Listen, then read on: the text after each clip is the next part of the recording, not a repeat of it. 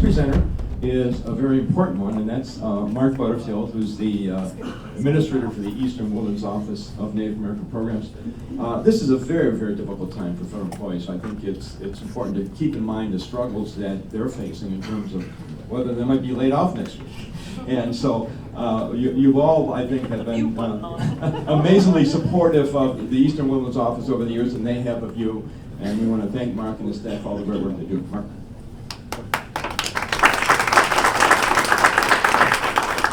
Thank you. Good morning and welcome all of you. I am the administrator for the Office of Native American Programs in Chicago, and we try to get around and visit all of you, and it's good to see so many of you here because we don't see you on a day-to-day basis, and due to travel restrictions and so forth, a lot of our staff don't get to see you as much as they should. So it's very important for them to meet with you, and so that's one of the reasons why I brought down my staff who you saw introduced. We have both directors of grant management and grants evaluation here, as well as the two lead workers. So they are the subject matter experts. So if you have questions, Dave is here for grants evaluation, Mary is here for grants management. So if you have during this time any questions or anything, that's why they're here to answer those, as well as the directors. Will joined us July 21st, I think, of last year. So he'll be completing his first year as a grants evaluation director, and he's been very active. He's gone out in the field and met a couple of you on site, and he intends to do that for the coming year as well. So I'm gonna kind of work off some notes I have. Some of you may not understand the difference, and a lot of you do. You're veterans, you've been around a long time. But when I was a director and I first started, I didn't know what the difference between GE and GM was. And it is an important difference because you have to ask different people who have different expertise. So I'll just go over a very brief thing about the difference between the two and why we have them. One, grants management. Those are the people you submit your Indian housing plan to. They can talk you through that process. If you don't know how to put together an IHP, they can assist you. And they can talk you through some of the technical aspects. Why do I have a DUNS number, or why do I have to have a CCR SAMS number and stuff like that? And why has it expired? Do I have to get a new one? Lots of little stuff, how to fill out the budget, which I always found was the most difficult part, because you're given a grant and you have limitations of what is the difference between, why do I have to be limited to 20% for administrative costs?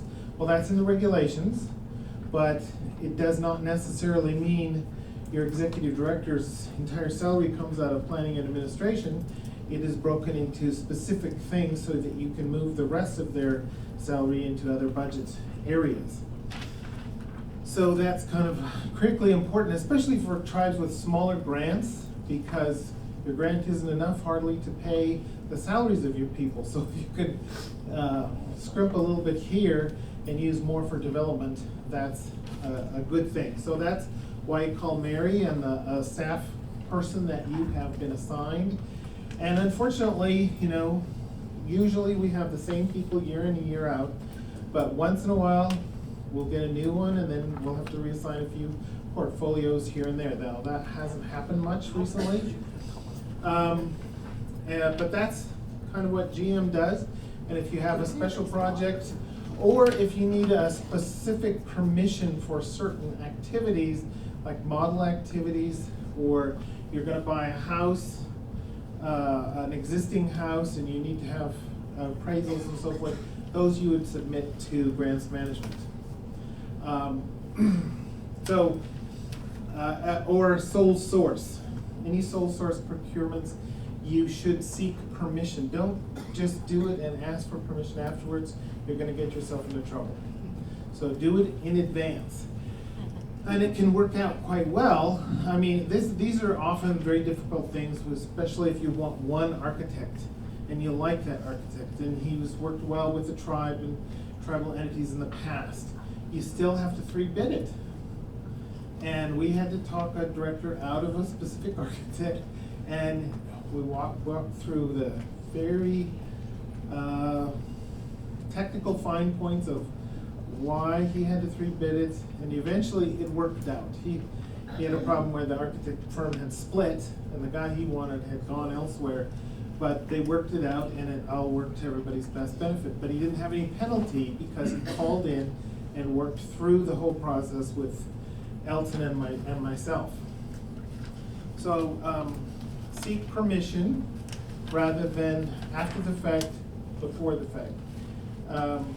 The other thing, GE, is on the back side. They look at your stuff for monitoring, they look at your audits, they look at your APR. So those are the people you call for those things, and there's a different staff member for that because they have a different level of expertise. So if you have a question about how do I report something on your audits or so forth, that you would call Dave or you would call Will. Now that isn't perfect, but what happens is, what happens when there's a complaint and you get someone else calling, those are sometimes, we try to assign them to the 2 people that deal with your tribe or your TDHE on a regular basis. But it doesn't always happen that they're there that week or so forth, and it has to be dealt with fairly right away. So they might be assigned to a different GM staff or a different, or the lead. It might go to Dave even though he doesn't handle that tribe. So that's why you will get that call. In addition to which, we sometimes get FOIAs, Freedom of Information Act requests, which we must respond to within 10 days. We might need to consult with you about some of that, and sometimes we just, it's something that's in our office and it's to HUD, it's not to you. You have different responsibilities for open records requests, and tribes have some discretion about releasing some records, but you have to be proactive on the front end. So for example, your audits, you have to tell the, I think it's the audit clearinghouse, that you don't want it released without your permission. Otherwise, it's a public record. So it can be FOIA'd. And some tribes are very particular about that. They don't want it disclosed. But a lot of people just don't know they have that option. So I'm putting it out there. You do have that option, but you have to tell people in advance that you don't want to disclose without your permission. Because our FOIA officer will call you, and they may call somebody that you're not sure, because tribal organizations are set up differently. So they might call the tribal finance director and say, can we see your audit? Let me say, oh sure, no big deal. And then your audit's out there. So are there any, that's the basic functions of the 2 divisions. And the GE division is the one that sends people out. We're probably on a, right now, we're kind of on a 7-year schedule to see everybody. And that doesn't mean you will see a team once every 7 years. We have recently revamped the risk analysis portion of the GE process, which means that before it almost always put a huge emphasis on the size of the grant. So the big grantees got visited a lot more often because there was more federal money at risk. This time it has shifted more to have you been monitored more recently? Have you been monitored at all? And our purpose in doing this is to make sure that the money is being spent as Congress intended it to be spent.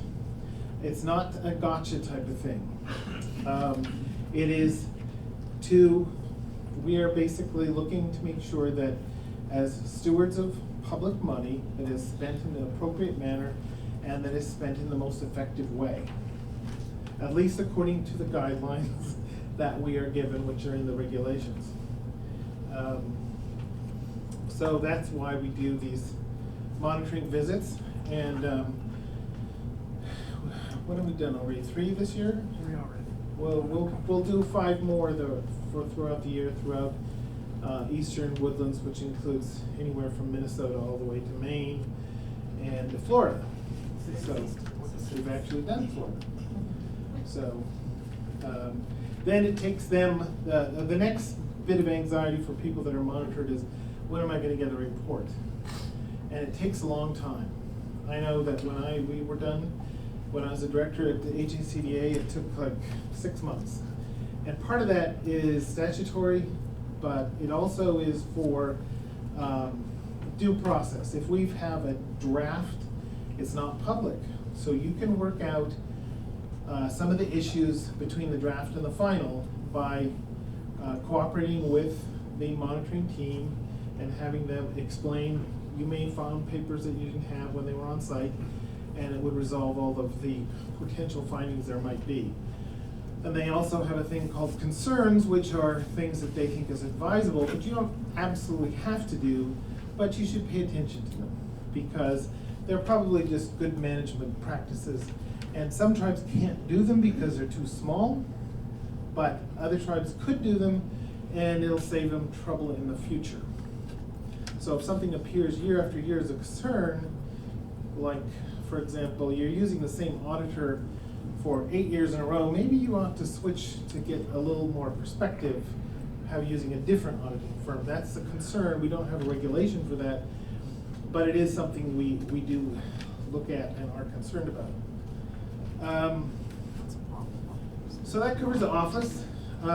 As Kevin mentioned, the federal budget is very much in doubt.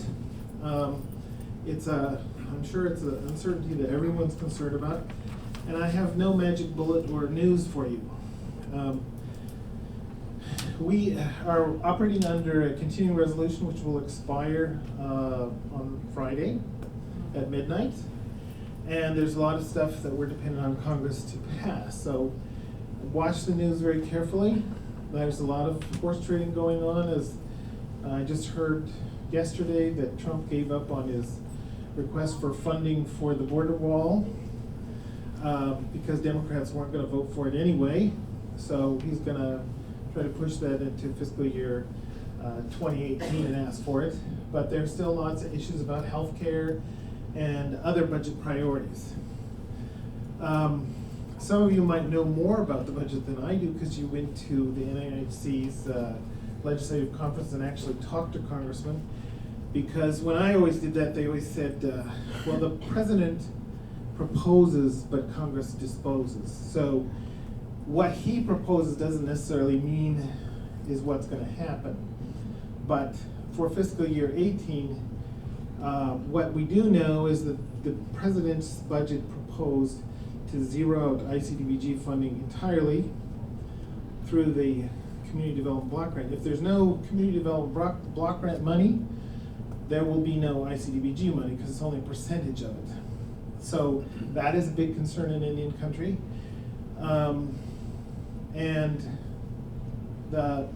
It's an extremely popular program with cities, states, and counties. So the likelihood of it being cut to zero is pretty small because it has strong bipartisan national support. And one of the things the community development director in Chicago told me is that what's really done well in Indian country is that you build a lot of projects. What it was really intended for was to build facilities to actually do bricks and sticks, not programs as much. So that's a lot of what we get in our applications is renovation of actual housing, building a community center, building a water facility, things that are really necessary. And you have a very good track record in doing that. And I've seen a number of tribes really build out their infrastructure using these ICDBG projects. Ho-Chunk for one, has been very, very successful. Water, sewer, community buildings, daycare centers, all of those good things that you want to see happen in a community. Hannahville has done a really good job. Akwesasne's been very successful. So if you keep at it year after year, and you've got a good planning department, do that upfront planning, and you should be planning 3-5 years in advance. Have architects and other people trying to cost these things out, so when you actually do your project, and currently there is an ICVJ NOFA out, that you are well prepared. You have gone to the training, which we had on the 18th. You've listened to the broadcast, which is on YouTube, and you know what you're going to score your points on in advance. And you work on that, and you, so by the time May 18th comes out, which is when this NOFA will be announced, applications are due, you'll have your application already. Traditionally, and I only say that because we don't know what the budget is going to be, Eastern Woodlands has given out between $5 and $6 million per year, divided up until the money is gone.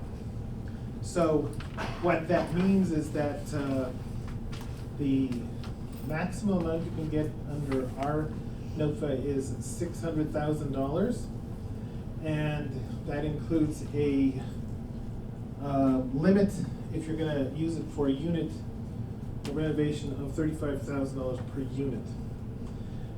That's something that we have not adjusted in years and years. So one of the things I wanted to do was kind of throw it out there, should we raise that limit? Because through inflation and other things, the $600,000 doesn't buy as much anymore. The trade-off is, of course, if we bump it up to $650,000 or to $700,000, that means that there would be less grantees that will actually get money, because we're still going to have the same pot to pick from. So that's one thing that I would like some public input on, if you think we should raise that limit or whether we should keep it the same. And the same is true of the per unit cost, because it costs more in sticks and bricks and lumber, or hard rock, sheetrock, nails, plaster, everything else you use to build something or renovate something. The cost has gone up. So we are seeking input on that, and you can speak to Elton, give him your feedback if you think it should. Remember, there's always that trade-off.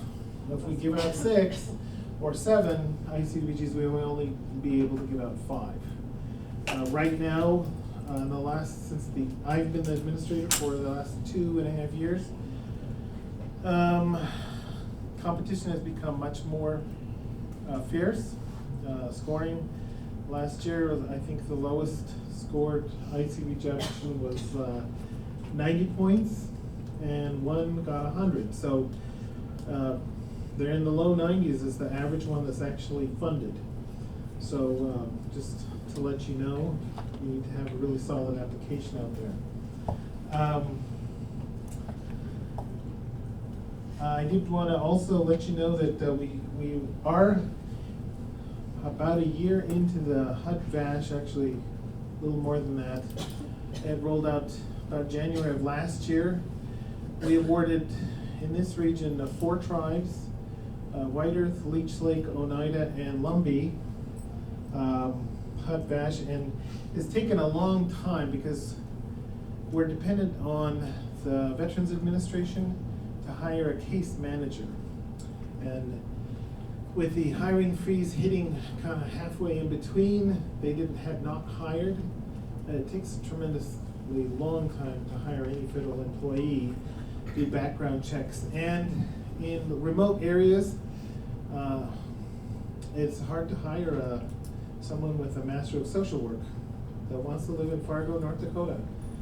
I don't know why. It's such a garden spot of the upper Midwest, but they've had trouble hiring some case managers. But the good news is it's finally beginning to happen, and nationwide, I believe we've housed over 80 individual veterans have now been housed, and we're making progress at Oneida, and Lumbee are beginning to place people in actual units. We're a little bit behind in that Fargo area for Leech Lake and White Earth, but we're trying to push that along, so. One little question on that, if they got the vouchers for, tenant-based, is it possible if they were able to build housing that they could convert it to project-based vouchers? Is that? It's my understanding it could be. Okay, That's something that has to be approved. approved, and Sure. it's one of those things we're working out Uh-huh. over time, so. Or, so that, or even part of them, maybe 10, to convert 10 of the 20 that they received to project-based. It's possible. Okay. But this is the other problem with that is this was 1 year funding, and then they skipped last year, so it's not even in a CR necessarily to roll over. Oh, I think okay. it has wide congressional support, Mm-hmm. but it still has to be separately appropriated, because I think only $5 million was funded in the initial year. Okay. And so now that we're starting to put people in, Yeah. 1 year, if we don't have it in the next budget, then we're in trouble again. Yeah, okay. So that means you can't expand it, Yeah. and you can't even guarantee those veterans they'll have a home in the future. So I think We gotta wait. Congress has got to do something. Yeah. And hopefully they will hear the clamor for Yeah. doing that outside of just the cities. Great. Couple other things that I thought I would mention since we are in the budget portion is that some of tribes and TDHEs are running out of money because we're as of the end of this week, we'll have 58% of the budget year will be gone. And if you've run out of money, then you've got to close your doors. So we've gotten a lot of requests for interim funding. You are allowed to request an advance on your grant of, initially it was 25%, and that's still operative. So if you are, in order to qualify for interim funding, you have to be basically 0 in locks, or have committed every dollar that's there to a construction project is obligated. So a lot of you already have requested interim funding. We're processing a couple more that have been being sent in this week. And if you have a request and there's a government shutdown and it isn't processed, it's not going to be processed until people get back to work. So, should you foresee meeting it in the next 30 days, you would suggest we do it immediately? Yes. Okay. So the basic requirements are that you have to have a approved IHP, which I believe everybody in the room does, and you have to show your locks balance is either 0 or is all obligated, and you have no other source of funding to continue. So that's the bad news is get it in by Friday, or you're gonna have to wait until somebody can process it, which means one of us has got to be back in the office working. And if there's a shutdown, then we won't be there.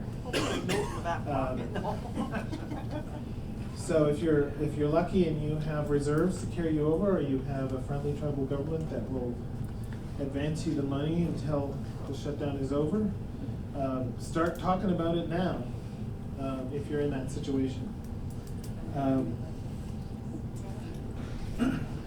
Okay, that covers most of what I wanted to talk about, but the other things that I wanted to mention is that over time we have learned lessons through congressional inquiries, or there's a scandal somewhere and people call us to straighten it out. And so I just want to give you a couple of tips, one of which was the don't ask for permission after the fact, do it before the fact. A couple of the other ones are pay attention to those procurement regulations, because I think most of us housing people, we look at the NAHASDA regulations time and time again. We're very familiar with them. But you don't sometimes think that the procurement regulations, you're not nearly as aware of those, and they do have specific things that trip people up. They emphasize free and fair competition, which means usually a 3-bed process. Follow your procurement process. Those have been loosened up in NAHASDA, so you can make small purchases, really up to $100,000+ if you change your own policy. If you don't change your own policy, you can't take advantage of that. And I know a lot of you are limited by the tribe's policy. The tribe's policy may be they don't quite trust people, they've had problems in the past, so they won't raise the limit. But if you have a budget and you have a line item that's been approved and you've got a policy that says you can buy up to $100,000 without seeking 3 bids or getting approval from your board or from the tribe, it speeds things up so much faster. For example, we usually access at least, or used to at HCCD, access 1 truck a year, maybe 2 trucks. Well, those are like a $20,000 purchase. Why do you have to go to the tribe for that?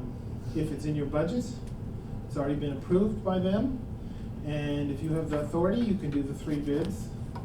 Executive director can sign it.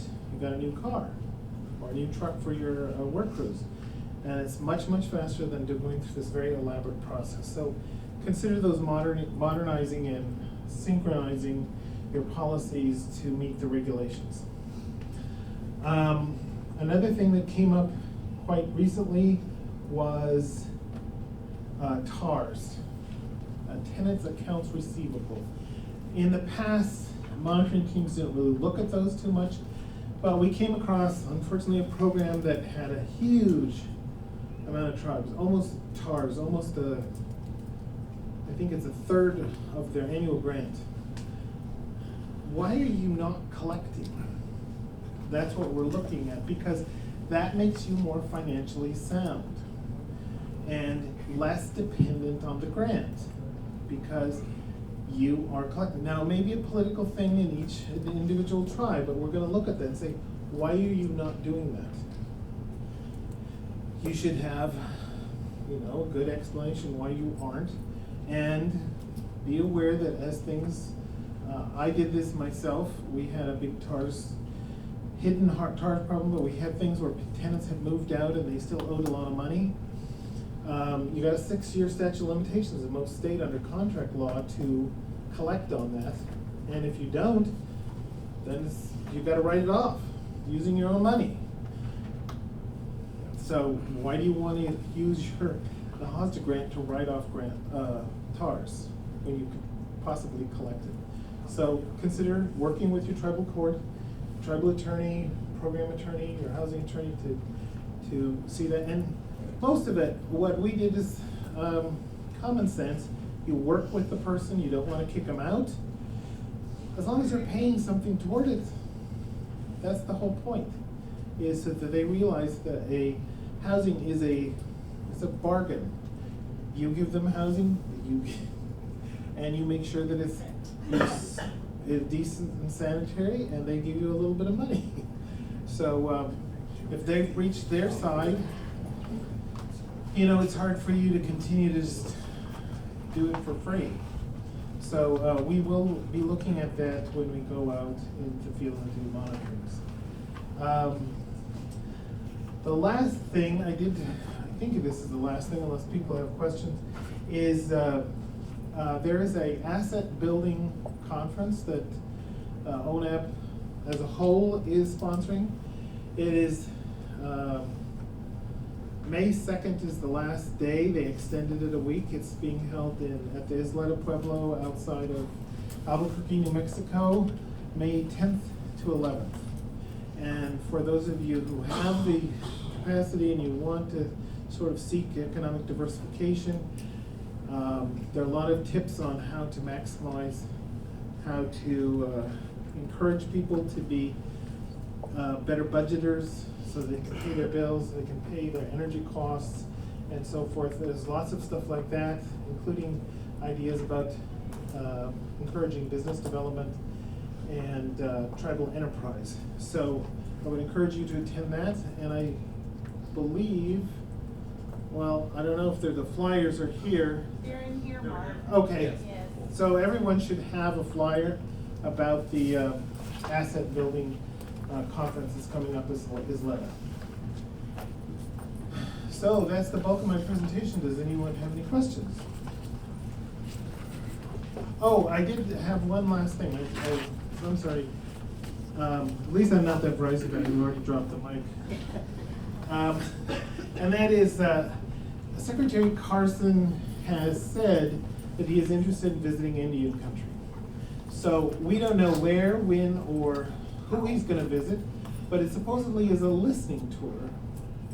And what I would encourage you to do is to not be quiet when I ask for questions just now, but tell him what you need and what you want. If he does happen to come to your community, because he does not know, he has never been to Indian country that I am aware of, he needs to know our story.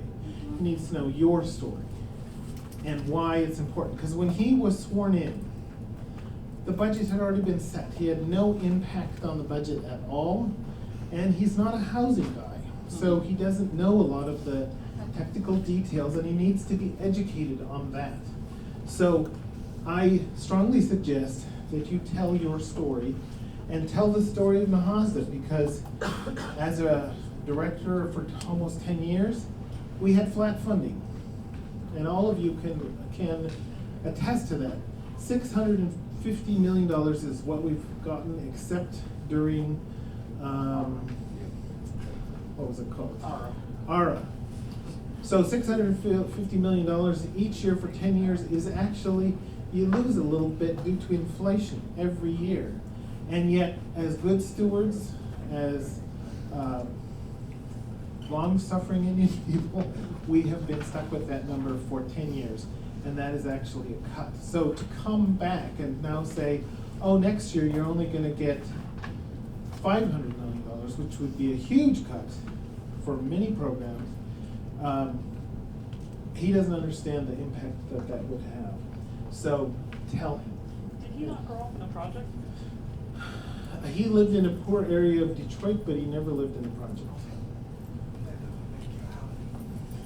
So I hope that he will be visiting. We've had a couple of things where he's gone to areas near Indian country, but he hasn't quite made it to Indian country. So hopefully that will happen in the near future, and he'll see the dire need that's out there and actually read the study. He's not, I think he has a good heart and he wants to improve things, but he's been dealt a very thin hand so try to give him some aces. Thank you so much, Art.